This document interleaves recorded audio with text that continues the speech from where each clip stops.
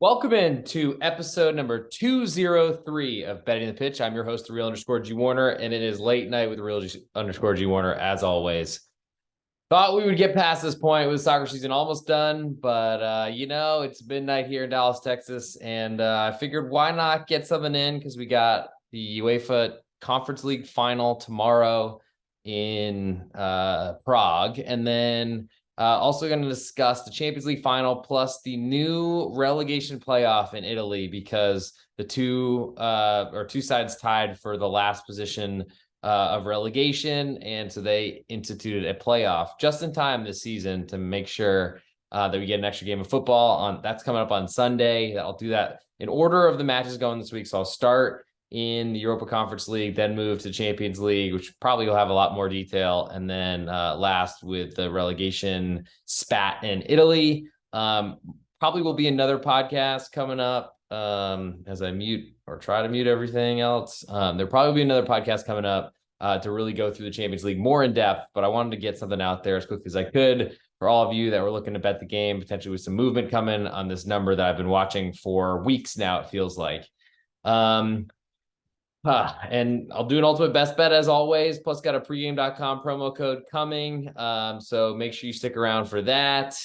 All lines quoted in this podcast are courtesy of betonline.ag, my favorite place to get my bets down early. Reduced juices offered on almost every game you want to bet right up until game time. Please follow the link found in the podcast description to fund your account and use the promo code GW50 to receive a 50% match bonus up to $1,000. So now you get some extra money in your account. Let's figure out how to multiply that and turn it into more. And we'll start with the Europa Conference League final, and that is Fiorentina from Italy and Italian Serie A. And they are taking on West Ham from the English Premier League. Budgets are slightly different in this one. West Ham with a lot more money playing in the money league in the world. But this is pretty much a pick 'em right down the middle. In terms of where this number was, it was initially when I was tracking this, I thought Fiorentina might be a very slight underdog at Pick'em, and they were initially, but now we have the juice split both ways at BetOnline, -110 at a Pick'em for both sides. Neutral site makes a little more sense. Over/under is 2.25, juiced to the under. It had actually started out a little bit more juiced the over, so that juice is flip-flop a little bit. It's a low total at 2.25, but one that I'm interested in. In terms of to lift the trophy, we have or the two advanced number that you would have seen in other rounds. We have Fiorentina. Initially, they were even money. Now they've moved up to -110 or down to -110, depending on how you want to qualify which direction that goes. And I don't know necessarily that a lot has changed. I'm going to go through this in depth. I might as well start with Fiorentina, who played a week later than West Ham did, as West Ham and the English Premier League finished a week early so that they could devote the entire last weekend to the FA Cup, whereas Italy played last weekend. Fiorentina really didn't play their best players, though. A lot of changes they employed, and a lot of their good players really didn't even see any action. Nicolas Gonzalez came off the bench. Their goalkeeper didn't play, neither did Biraghi, their captain. Milinkovic, their likely center back starter. Luka Jovic, who I'm not sure is going to be in the starting lineup, but he didn't play. Neither did Sotil or Mandragora. Neither did Igor, potential starter at center back. When I look a little bit more in depth at what Fiorentina plays, so Fiorentina, they did win 3-1 on the road at Sassuolo, but hard to really take a lot about that match because it's probably not the same type of lineup they're going to put out there. In terms of what they did play, I guess, Fiorentina have been, let's just say they've been playing 2 matches a week for a long time at this point. And I'm not sure how much they had the Coppa Italia final as well, which they put their best lineup out for that one. So I feel like that's probably gonna be very similar to what you'll see in this Europa Conference League Championship or your UECL final, as they have it hashtagged on Twitter. I would expect Dodo and Milenkovic, who I just mentioned, Lautaro Martinez, also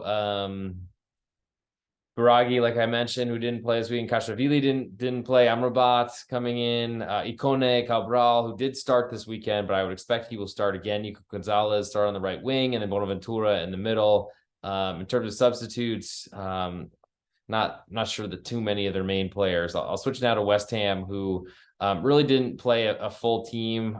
Still gave now I guess relegated Leicester City a pretty good matchup, but ultimately we're rotating off of their own. Well, I guess they had played the Conference League before that. So some managers play their best right before, even in a meaningless match to them, because West Ham were already safe and had already clinched this Champions or this Europa Conference League final berth. Pep Guardiola likes to play his best players, though in the FA Cup that was a little bit different. We'll get to them in a little while. But West Ham, you could probably argue they're a little rusty because their best squad hadn't really played in a little while. This should be the send-off for Declan Rice, who started next to Flynn Downs, but I would expect that Souček would probably play in there unless they're going a little bit more aggressive and offensive. But I think that probably brings me to discuss the managers here. Italiano for Fiorentina is an aggressive possession style manager. Fiorentina were one of the most, had some of the highest possession stats in all of the top 5 European soccer leagues. So that's a really good sign, especially considering Fiorentina finished almost mid-table, you'd call it, in Serie A this season. West Ham on the other side, they're going to play very differently. David Moyes wants to play behind the ball and try to counterattack you to death, which really doesn't have a ton of pace for that type of setup, especially with Mikel Antonio's aging legs and size really kind of limiting his speed factor. That seemed to be important, though honestly kind of felt like a bull in a china shop. But West Ham, they really want to get on you on set pieces and on corner kicks. So those are going to be valuable. I think it's something that Fiorentina need to make sure that they don't allow. But Fiorentina will possess a lot of the ball. So I don't really see West Ham creating much. I wouldn't have seen them creating a lot anyway. But the way that they are going to try to score in this matchup are on counterattacks or on trying to create set pieces and corner kicks, as I just said, which are low expected goal probability events. So I feel like that's a pretty good setup for Fiorentina. I'm a little disappointed that the market has kind of respected them a little bit more. I mean, the line has barely moved, just a little bit of juice at Bet Online, but I do feel like the total feels like it makes a little more sense with Fiorentina's, I guess, a little respect on the side, but more so the total flipping juices as well. Not a huge change, but I'm going to watch this one pretty closely, as I think that's my strongest lean for this one. Just to summarize why I'm thinking that is that Fiorentina are going to possess the ball. West Ham are going to do their best to try to keep this as low scoring as possible, really to try to find one goal and then hold on for dear life. It seems like the way that David Moyes wants to play. I also feel like in a cup final, and especially with a trophy on the line, which is something that all of these players, whoever wins, even if they don't even make the pitch or play a minute, they're still going to put it on their CVs, their resumes, and be able to claim that they were a UEFA champion of some sort. And who knows if anyone will really even listen when they're retired, and who cares what league it was, whether it's the Conference League, the Europa League, the Champions League. I mean, you might not be able to lie so much about the Champions League, but anyway, the point is the trophy, and I think it's going to be a really tight game. Certainly things can go a little bit haywire if a team is leading, but I think both these clubs, and really any team that's in a trophy bearing final, they're going to play as conservatively as possible for the last few minutes. Maybe take the ball to the corner flag as opposed to trying to score on goal late to potentially push an under to an over, or push on the total with a empty net style late goal. But I guess that opportunity and that chance is always open, but I just don't really like the setup for West Ham to score a lot of goals. I think they're going to have low expected goal events, and then Fiorentina are going to possess the ball, and they're going to really be facing a defense that's been stuck in for a lot of this year, that have had to fight their way out of relegation in England while still having a ton of success in the Conference League. But I don't know necessarily there's a lot of offense in this matchup, and so that's not a lot of what I'm expecting. I'll now move to the Champions League final, which everyone is most interested in. This is on Saturday, a week after Manchester City took care of Manchester United in the FA Cup at Wembley Stadium in London. In terms of the lineup they played, Man City had played their cup goalkeeper, Stefan Ortega, formerly of Arminia Bielefeld in the German Bundesliga. They got relegated. He was looking for another place anyway. They did start him in the FA Cup final. It should return to Ederson for the Champions League final. And his creativity out of the back, I mean, hasn't really had an awesome year in the Premier League. They seem to not keep as many clean sheets as you would expect. For such a dominant title-winning Manchester City, the odds are back. Welcome to BTP number 203, because that's the only how it goes. Shout out to all the Connecticut area codes if you're listening. Anyway, you probably got a little more money to throw out these lines. You probably don't even need that bonus from Bet Online. Anyway, so in terms of the Man City lineup from this FA Cup final against Manchester United, Kyle Walker started, as did Ruben Dias. Manuel Kanji in the back, John Stones in his weird hybrid center defensive midfielder type of role. Rodri also had played center back for the Spanish national team. So there's a bunch of defense in that midfield, to say the least. Bernardo Silva, who's been awesome and been so incredible, scoring a ton of goals, gets away with every foul, tackle, tactical foul, everything, avoids yellow cards, red cards, everything.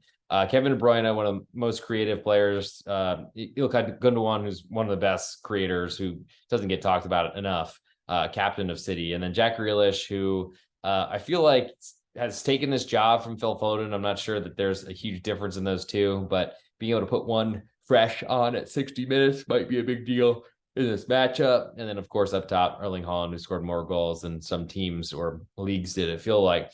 So I don't expect a ton of changes in that matchup, barring some sort of late fitness injury in training, fever, or something like that, mono, COVID, who knows. As for Inter, their last match, they played a pretty rotated side on the road at Torino, but ultimately were initially an underdog and then ended up winning the match. So both come in off of victories. Both were away from home. One, Man City on a neutral, Inter Milan were on the road at Torino. And that's a tough matchup. Torino are a mid-table side in Serie A, but going on the road for a team that possesses the ball a lot, I felt like Inter played pretty well. They started Lautaro Martinez next to Romelu Lukaku, which I'm hoping is going to be their starting lineup, because Lukaku's in a great run of form right now. We know how good he can be. And he's one of the best players in the world when he's got his motivation, when he's got the momentum, and he seems to have that. I think Chelsea are going to want to take him back for next season, considering they own his rights, but we'll see if that ends up happening. As for the rest of the lineup, I mean, Handanovic started at goalkeeper. That's definitely going to change to Onana. Bastoni, De Vrij, and Darmian started in the back. And then I know that they made sure to rest DeMarco, who's suddenly become a very, very important player for them, which is surprising a little bit. Nicola Barella started on the bench. I expect him to start in midfield. Definitely over Gagliardini, but maybe Brozovic is in there next to Çalhanoğlu, but I also feel like that might be a Mkhitaryan type of situation if he's healthy enough to play. Dumfries on the right wing back position. Gosens started on the left against Torino, but I don't think it'll be that. It'll be more DeMarco's position, because why would you take him out after all the goals he's been scoring and after how well Inter has played, really controlling their city rivals Milan in the semifinal, and really, I think, impressing significantly throughout the season, despite Napoli's runaway Scudetto title or trophy win in the Italian Serie A. So that, I guess, is a little bit of a run through of where everyone was playing or who started in their last matchup. We did see Dzeko come off the bench. I guess Bellanova, who's probably not going to play a huge role. Acerbi, who had been starting a lot and might make the starting lineup in that back line in the middle and potentially fill in for De Vrij. I would expect Inter to play as defensively as possible in this matchup. Now I'll get to the line here. Manchester City currently a 1.25 goal favorite. Bet online, all the juice on Inter right now. Over under is 2 3/4. Juiced almost all of the juices on the under. It started initially, I was expecting Inter to be a 1-goal underdog with an over-under of 3. Opened 1.25 at -110 both ways. It's since then, there's been a bunch of Inter money coming on. And I tend to agree with that. I feel like this is going to be a really tight matchup. We've seen how Man City have not been able to secure a Champions League trophy. It's been the one that's gotten away from them multiple years in a row. Got lost in the final to Chelsea a couple of years ago. Somehow collapsed against Real Madrid, who ended up winning last season. I don't know necessarily that they're not going to win this competition, and especially I'd favor them as the longer this match goes. But Inter Milan are a great side, and I feel like have been playing so well that seeing them getting more than a goal seems gigantic to me, and honestly feels like a number I don't want to let get away from me. As for the total, I would love to see a 3. I feel like that push on 3 goals in the first 90 minutes plus stoppage time would be incredibly essential for me to play an under. I am leery of playing unders with Manchester City, but That's probably the number we're holding out for. The juice is going the other way, though. It looks like it's going to hit 2.5 before it hits 3. So it might not be a lot for me to play there. As for how this matchup will go, I expect Inter Milan to play on the counterattack. That's how they want to play. That's how they've set up for years. Ever since they won the Scudetto under Antonio Conte, Simone Inzaghi, who's honestly looked like he was on the hot seat and going to be relieved of his duties or sacked as manager.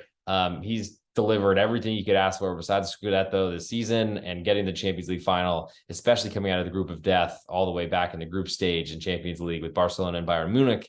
It's been an awesome run for them, and I would expect him to be very confident that he will maintain his job, and that sets Inter Milan up for good, I think, success next season as well.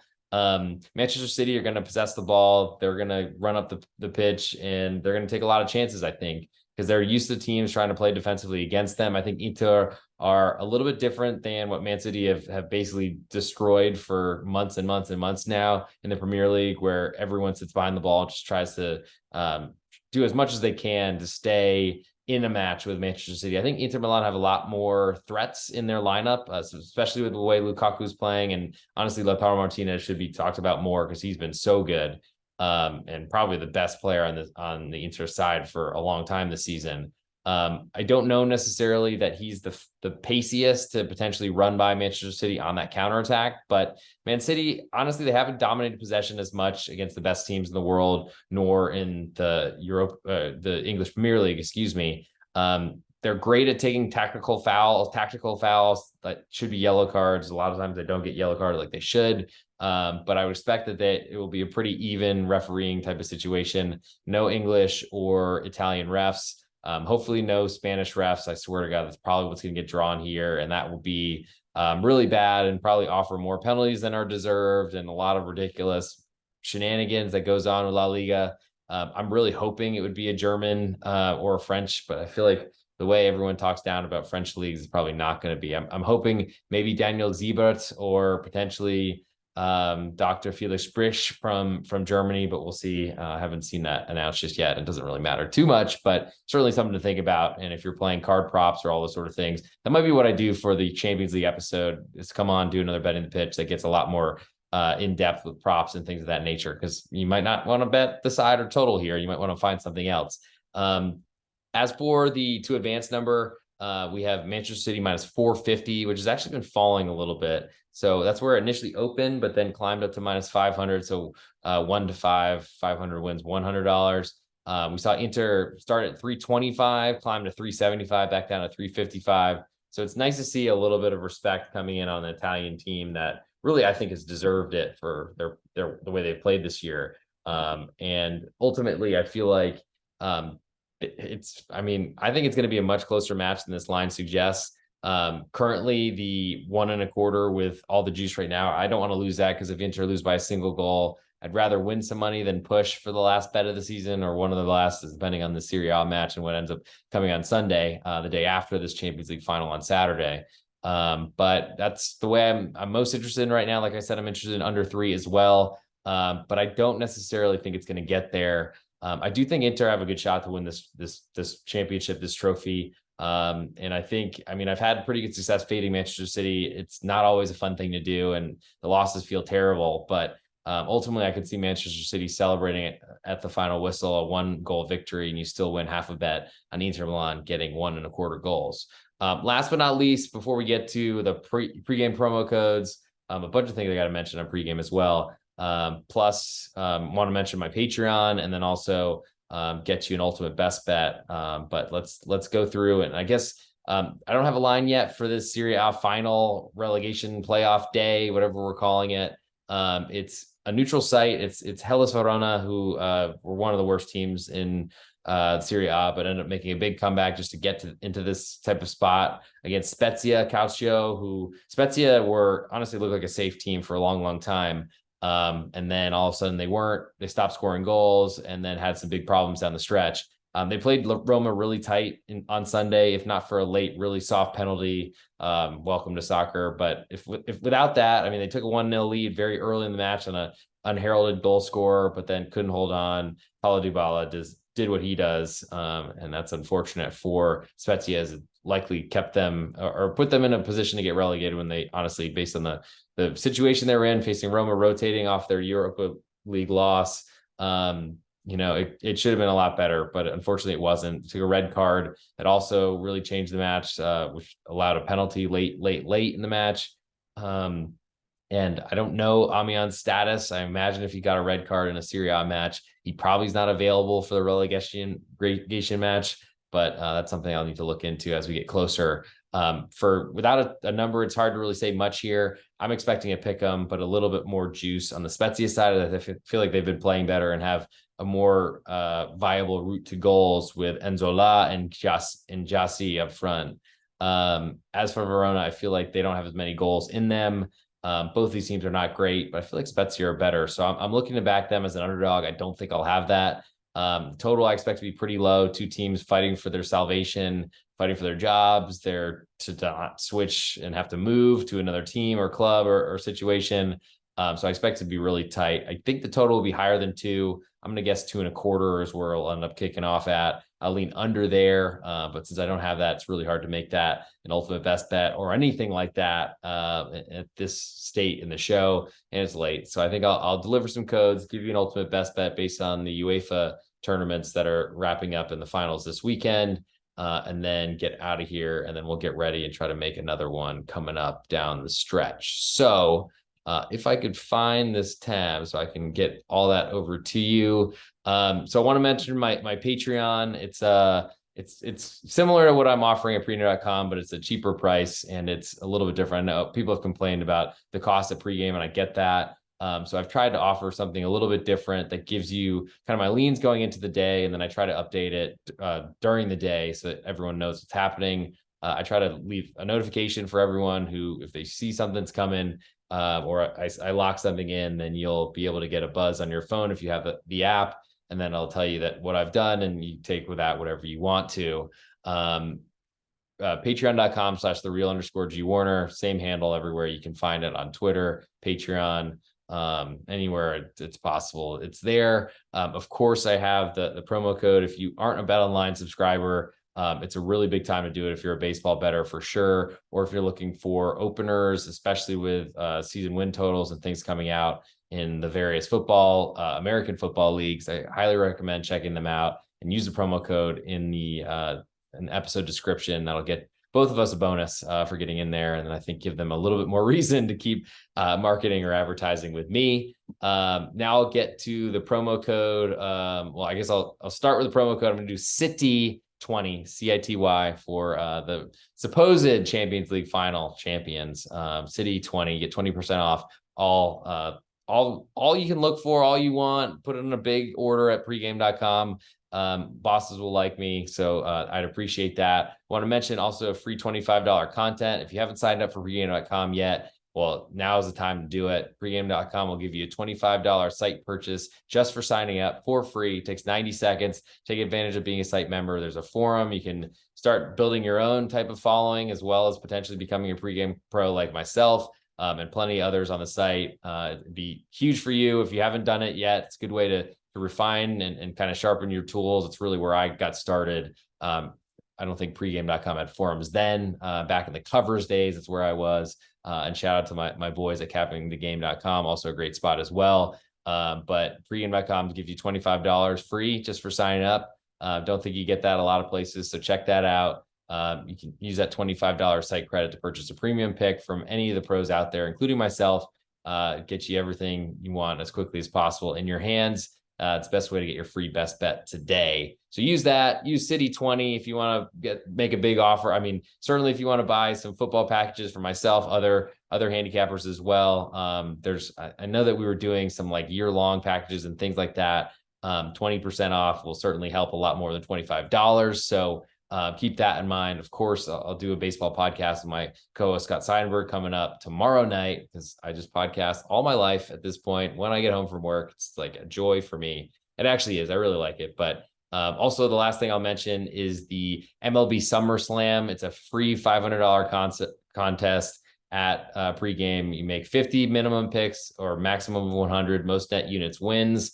You do it on the pregame.com website. First place wins $500 in pregame dollars, $250 for second place, $100 for third place, no entry fee. Just don't even worry about it. It's free. Go play, see if you can get hot, put up a really nice number, and maybe gloat about it on the forums. Go to pregame.com, click the contest to find the MLB SummerSlam 500. Don't wait. The action is rolling. There's still time to join, but hurry up. You got to get in there because it ends at the All-Star break. So make sure you get in. It started June 1st. So you've only missed a week, but I'm sure you can make 50 plays will be easy in the next month and a week or so.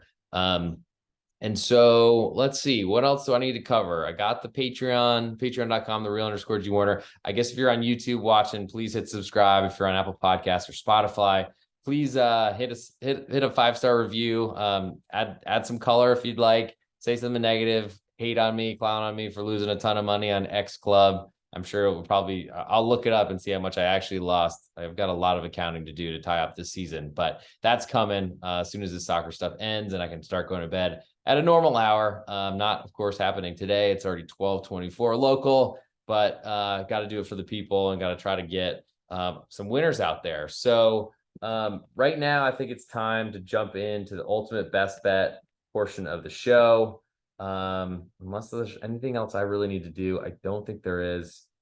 So let's get into it. So this is betting the pitch number 203 with the real_G Warner. And because we have a Champions League episode coming up, I'm going to give my best bet for the Europa Conference League final. And that is going to be contested in Prague. It will be Fiorentina from Italy against West Ham in the English Premier League. So trying to give you a best bets because I want to end this. I mean, it's been a good run towards the end of the season. Want to make sure that I'm ending it just the way we started it. Of course, accounting coming soon. But anyway, I think Fiorentina are going to possess the ball for as much as they can in this match.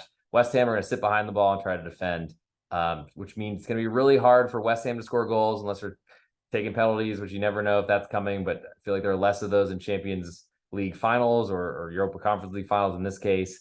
And so therefore, I don't see a lot of goals going in. So take the under 2.25 in West Ham against Fiorentina and laugh all your way to the bank at a 0-0 match that goes to extra time or something like that. And that'll do it for this episode, betting the pitch number 203. I'm the real_G Warner on Twitter. Find me there. Fall into my DM, slide into them, however you want to get in there. If you want to chat or potentially talk about next season, I'm already trying to plan what I'm going to put together for next year. Certainly doing a lot more of a look into futures. Had an okay season this year with Rennes coming through. Unfortunately, Villarreal did not, but had a really good run in actually a lot of the UEFA tournaments with 2 advanced teams. I think I got Roma, Manchester United against Barcelona, and there's another one that I got as well, plus many more. But I guess I'll have a gloating episode at some point soon, hopefully with a few more wins to add to the tally. So that'll do it for this episode. Thanks, of course, to all my Patreon subscribers, anyone who's on pregame.com, anyone if you're listening to this, I'm thanking you. I really appreciate all the support, trying to grow this thing as much as we can. Trying to potentially find some new sponsors and potentially new ideas for episodes for next year. Might be going off the wall and just doing some new podcasts. If you want to be on, if you want to be a guest, you want to start doing podcasts every week, let me know. I'm just trying to get out there, record as much as I can, try to entertain the people and potentially give you some winners. So follow me on Twitter, the real_G Warner, Patreon, the real_G Warner. Anywhere you can find this, the real_G Warner is probably where you're going to find me. Slide in. I don't bite unless you say something really nasty. But I mean, honestly, I can take it. So send what you want. I'll talk to you all soon. And make sure you have a nice rest because we got a couple of months off and then we're gonna go right back into it, probably starting in August to get everything going to win a bunch more money, a boatload more next year.